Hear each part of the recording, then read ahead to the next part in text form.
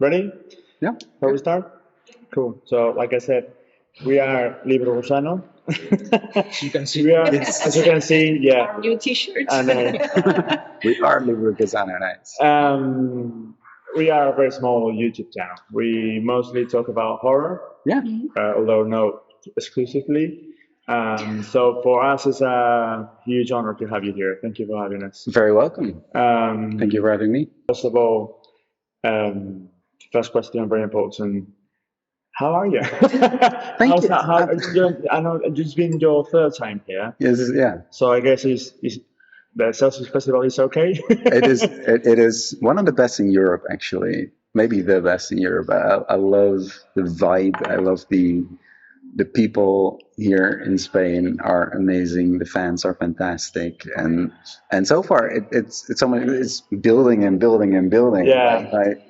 Both the festival and the Spanish love for my books, apparently, because my publisher threw a last minute signing yesterday at their booth. And people were just lining up. It was really amazing. So I was really happy. Yeah. When we come here, we're really happy. There's this warmth that this place projects to the readers. That's it. I don't know if from your side you kind of catch that. Definitely. Well. You feel it. Yeah. And I mean, it's important because stories are about sharing, right? Like when I write a story, it's mine, and I can do whatever I want with it. But when I publish it, it's yours. And I like that second part of storytelling, where the reader enjoys it and relives it in their minds. And in your mind, it looks different than in mine, which is perfectly fine. That's the beauty of it. That's the magic of good stories. And I love that part of it, the sharing. Has it happened to you that, sorry, we'll get to the, has it happened to you that readers catch something from their books that you never thought they were going to? Yeah, many times. Yeah. I love it when that. Weird. Yeah. I mean, sometimes they enjoy a snack. Sorry, it's breakdancing. It's like a hamster. It needs to be first every few hours. Sorry. She's just for everything. Yeah. So, no, that happens a lot and again, that is the beauty of good stories. Like, I can mean a certain thing with it or want to portray a certain image with it, but in the reader's imagination, it can mean something else because you bring your own fantasy and your own experiences in life, and you form whatever you see in that story. Mm-hmm. And that is where stories, in my mind, prevail over games, movies, TV shows, because you have that part of imagination, that creative part, even on the part of the reader. And that is what I like about stories. It's awesome. Yeah. I'll do just one more and then I'll... Okay. It's just, before we move on to your novels, I want to ask you about your particular style of writing. Because you normally start with a very powerful image. For example, in Hex, there's this witch with in Echo, there's this guy that went to a mountain and then his face gets smashed to pieces, and we don't really know what's going on under behind the bandages. Yeah. Also, your books are really easy. And then the birds come out.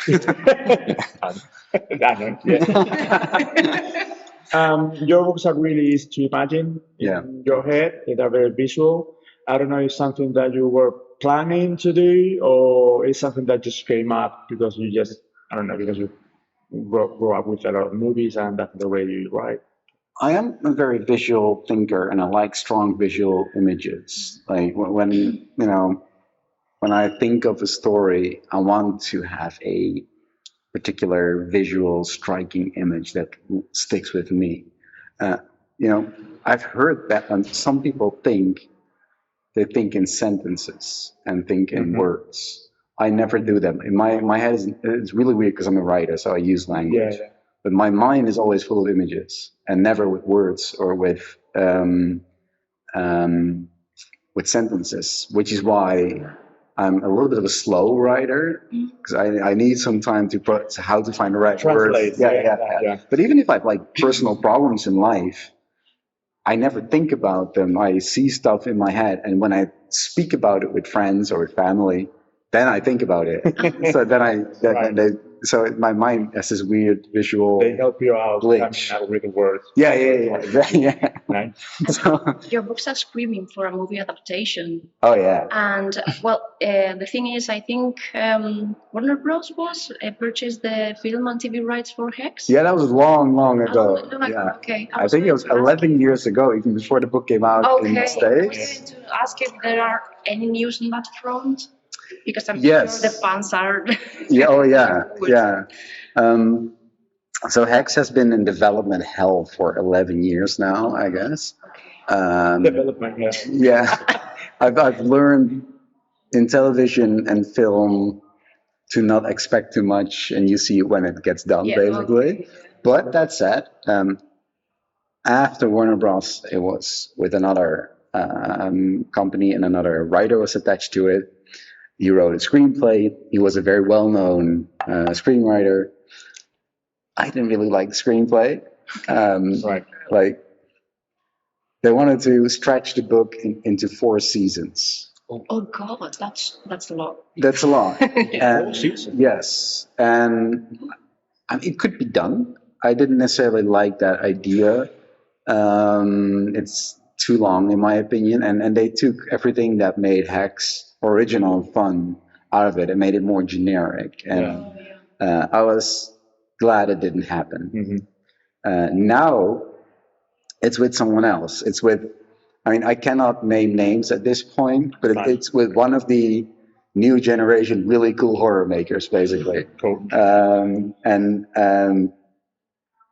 They are fantastic, and the script is almost done. We're going back and forth the script, and it's amazing to work with this person.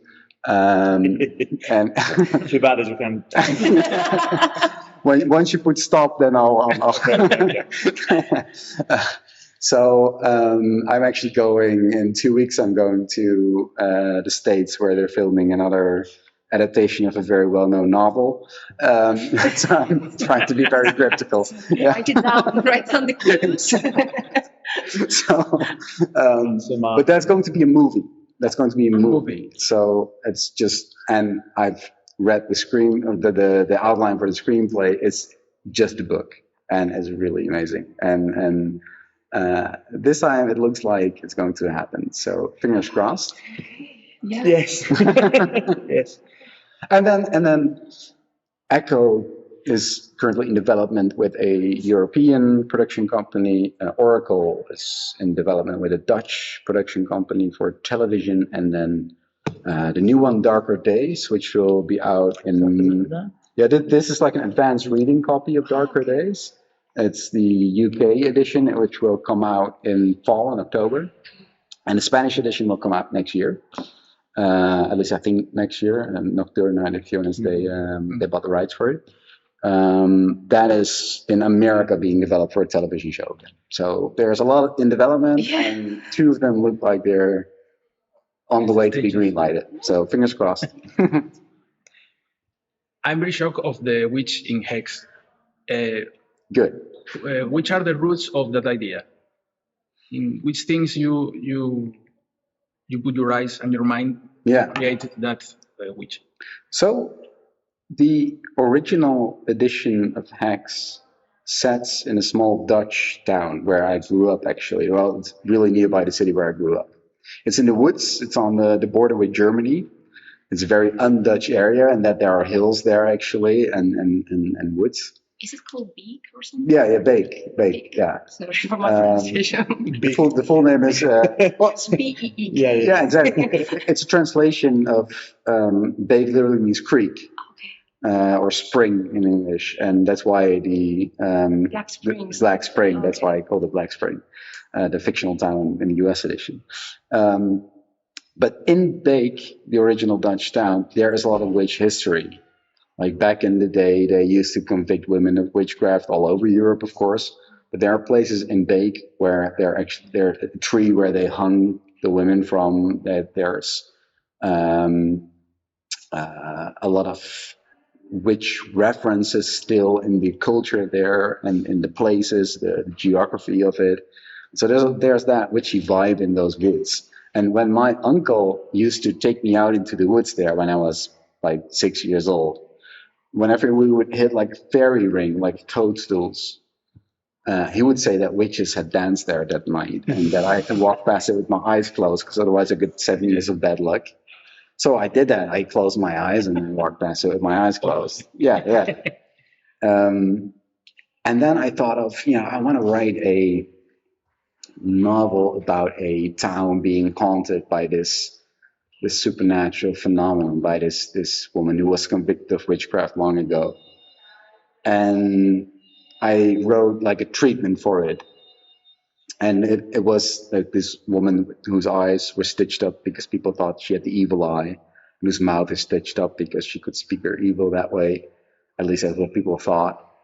And then I showed the outline, like 3-page document, to a friend of mine, and he hated it. And rightly so, because it wasn't very original. It was just this haunted town, and okay, there's this phenomenon, and people are scared of her. And then we just started bantering about the ideas and just having fun at it, making fun of it. And then together we came up with that idea of what if she's not this evil spirit that people are afraid of, but what if she's the town's fool and people are used to it? Because that's a Dutch way. And I always think that Exploit the witch. Yeah. Well, there's that. We exploit a lot of things, but not really proud of my heritage, though. No, we. Me neither. Yeah. You have history as well. Right? No, me neither about my heritage. When I was younger, I always thought, what can I bring to my genre that is unique and original and new and fresh? Because a lot of the people I used to read when I was a kid, they had really interesting childhoods, like Roald Dahl. He was like in a boarding school and he was hit with sticks by the teachers and stuff like that. Stephen King grew up in pure poverty. I was just an average Dutch kid with a good upbringing, no interesting stuff to speak of. Yeah, man, my dad died when I was young, but that happens. Then I figured I'm Dutch, and the Dutch are very practical people. We have no superstition. There is hardly any religion in our country. They're very down-to-earth people, very practical. I really didn't know. Yeah. So I figured, how would we deal with the supernatural? And when my friend and I were bantering about the idea for hacks, we thought, if a witch with stitched up eyes shows up in our bedroom, we'd probably just hang a towel over her face and go to bed.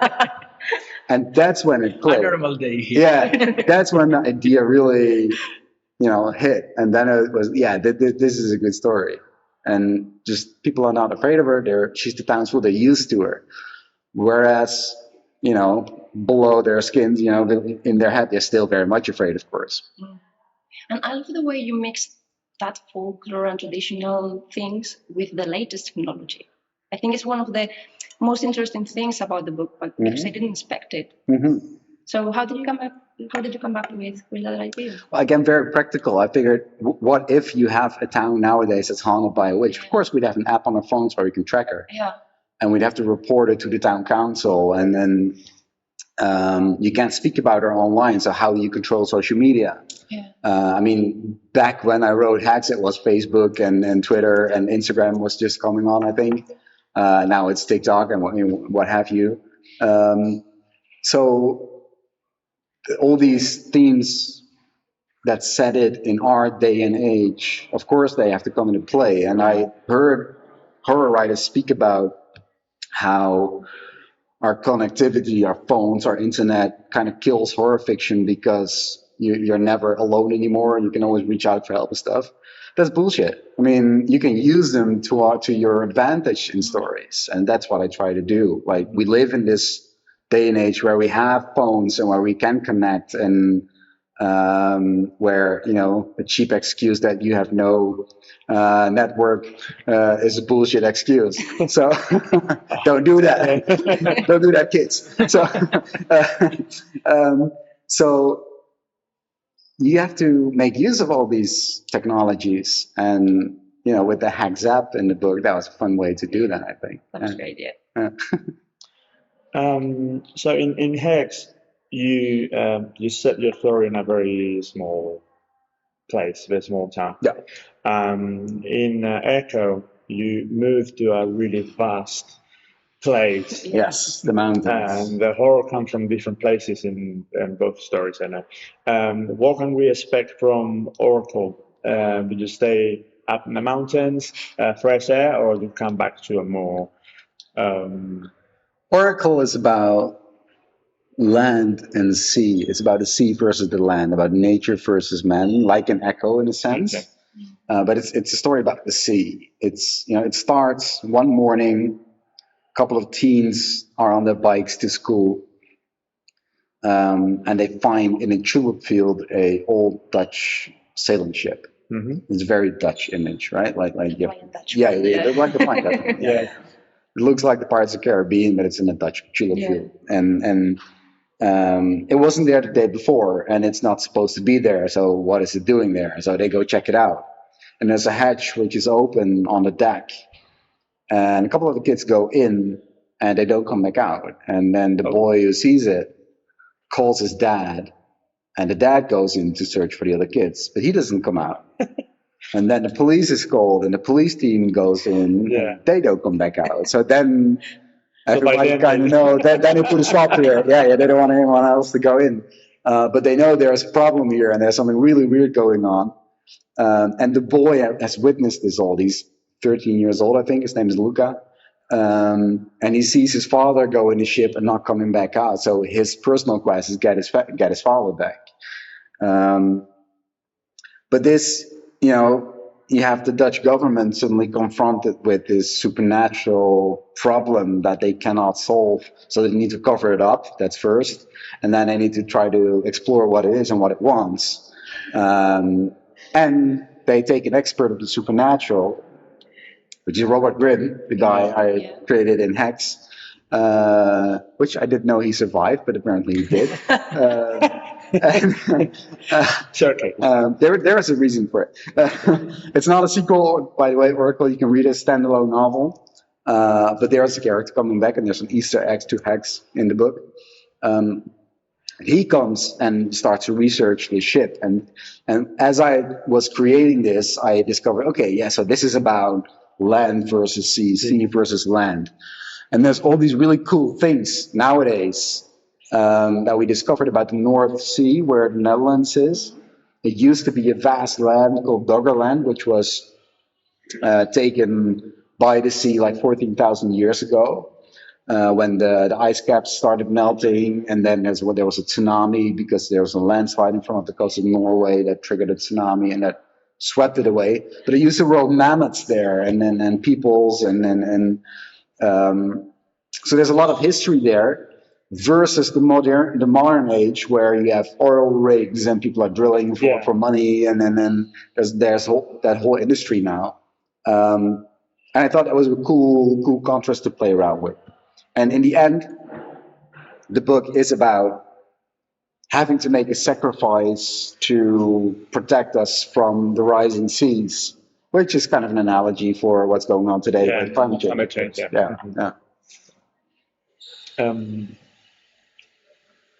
You said in previous interviews, you said that Oracle is a mix between a horror movie or a horror novel and a James Bond thriller. Do you think it's the next step in your career? Take that kind of novels, that kind of or thriller, and expand? Not necessarily. I wrote Oracle when the pandemic hit and we were on lockdown. It's 2020, and because the world was so dark and nobody knew in the beginning what it was going to be, and it was all scary, and I think I'm in the mood for something a bit more lighthearted. So an Echo was very psychologically very deep and very layered novel. And I figured, I just want an action-packed, fun, Stranger Things vibey kind of horror novel. Yeah, exactly. Yeah. So that's what I did in Oracle. The next one, Darker Days. I was darker. Oh, yeah. Ask, please, what can we expect from your next book? Yeah, this Right is there. this is a very fun. Well, it's not fun. No, it's really dark. It's creepy. But I like creepy. So yeah. No, Darker Days. Like I said, will come out next year in Spain. It's about a Faustian bargain, like a deal with the devil. Uh-huh. It's about Bird Street in the Pacific Northwest in the United States, where everybody who lives on that particular street, on the edge of the woods, they're very, very happy. These people are well off. Extremely happy. Yeah, extremely happy. Yeah, scarily happy. Yeah, I mean, they have good careers. Some of them have money. Others have great collections of stuff that they like. They're all good-natured people. They have perfect children, all very talented, a little bit too talented, like the nastily talented. And it's all because they have this deal with an entity that calls itself the accountant. And the accountant only comes on November 2nd, 10 p.m. sharp. He knocks at the door of one of the houses and comes to collect because they made a deal with the devil in a sense. And what that deal entails is that they have a life of perfect happiness, but have to pay two prices for it. And the first is that in November, for about a month, they have to experience the opposite. So they get bad luck, they get ill fortune, they become mentally, degenerate, they get ill, they get financial mishaps, all sorts of bad luck. So the opposite of what what they experience, just to know what they have, basically. And that is all, you can deal with it. It's not getting too bad if at least you comply by the second rule, the second price you have to pay, which is that each year someone needs to die in the woods behind their homes. Not someone of themselves, but someone. Doesn't matter who. It has to be a human. It has to be a human. Yeah. The stakes have to be high. That's right. We're not that easily off. Okay. So this book, on every single page asks you the question, how far would you go? Would you be able to still do this? Because these people are not monsters. They're normal people like you and me. And they don't just want to drag someone into the woods and shoot them. So they go about it in the ethically least reprehensible way. So they look for people who have a wish to die. For instance, people who are terminally ill and want to end their lives, but are not allowed to because of the law. Or people who are, depressed and want to end their lives, and they help them in a very human way. Ethically a bit dicey, but they at least they fulfill their wish. Of course, there's a catch, because whoever dies in those woods doesn't really die. There's all sorts of nasty stuff happening. But what I like about this book is that it goes from bad to worse to worse. And I've spoken to readers, and they all say that even toward the ending, where it becomes really, really dark, what people are doing, readers still understood them and said they could make the same choices if the circumstances were right. So that makes you think about your own happiness, because we all have to make sacrifices for our happiness. Like, we all want cheap clothes, but we don't care about where they're made. Or maybe we do care, but we have no other choice to make. Or we want to go on vacation, even when we know that a plane ticket, also destroys the planet. Like, there's all these various degrees of sacrifices we make for our happiness. And I'm not judging, that I never judge is right, but I want to make you think about it. Mm-hmm. So, yeah. You said it comes out. Is it released in English when? In October? October in English, yes. So, we all love Nocturna, but I don't know if you're going to be able to wait that long. It's your favorite to read. Yeah. I had a question, but it was more of a, kind of I'm a translator, so I'm interested in this kind of stuff. And I know you wrote Hex first in Dutch, and then you translated it, and it was like a whole different version because you changed the setting and the ending, perhaps. I did change the setting and the ending. I didn't translate it myself. Okay. So the way I work is I write my first novel in Dutch. Then a English language translator translates it into English, and I do the second version of the translation. So I basically work together with them. Sometimes it's a really good edit. Sometimes it's like a rewrite even. With Oracle, for instance, I did a full rewrite because after the translation. After the translation, yeah. Because I want to put my own voice in. Because in my case, many of my books are translated into English and then into other languages. Yeah. So I want the English one to be on point. Yeah. And Dutch, like Spanish, I think, but Dutch uses more words than English to express something. Yeah. And so sometimes literal translations feel too wordy in English, right? And it's not a bad part on a translator, but because they don't want to necessarily mess with my language, basically, right? They want to protect it. So I can take a hatchet and like go through it, and then I can freely do that. So that's what I do. And then from English, it's translated in Spanish, for instance. Ana Isabel Sanchez is the translator. She's fantastic. Yeah, she is. She's really lovely, and really happy working with her. Yeah. Yeah, that's cool. Yeah. So your presence in the festival, when are we gonna be able to see you? At the auditorio and on Saturday, 6:40 p.m. I think. Yeah, and then there will be a signing. And I think at noon, I have also on Saturday, I have an event with Catriona Ward. Okay. We'll just be chatting about stuff. I don't know about what, but we'll figure it out. We'll see it as we go. That'd be great. She probably has a drink in hand. Great. I don't know. What do you want to? That's how we finish. I think. Yeah. Sorry about that. We don't. We usually have nothing to do, but today was different. So I'm afraid we have to. Good for you. Appreciate your time. Yeah, no worries. We wish you the best. Thank you so much. With Oracle in Spanish, and then with the darker days. What is darker days in Spanish? Los días más oscuros. Días oscuros. Nice.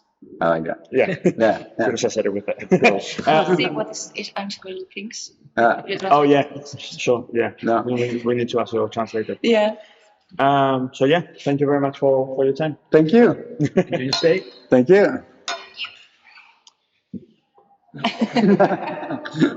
No, Right. I sweat now.